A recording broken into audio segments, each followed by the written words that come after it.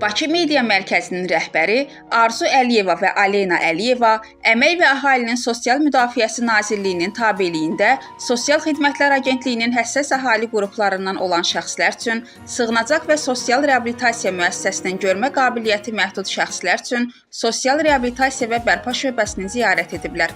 Bugün TV xəbər verir ki, əvvəlcə qonaqlar uşaqların iştirakı ilə təşkil olunan kiçik bədii musiqili çıxışları izləyiblər. Sonra şöbənin fəaliyyəti ilə yaxından tanış olub, həkim, psixoloq, fəza orientasiyası otaqlarına baxış keçiriblər.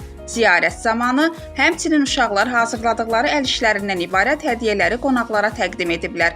Sonra birlikdə xatirə şəkli çəkdirilib.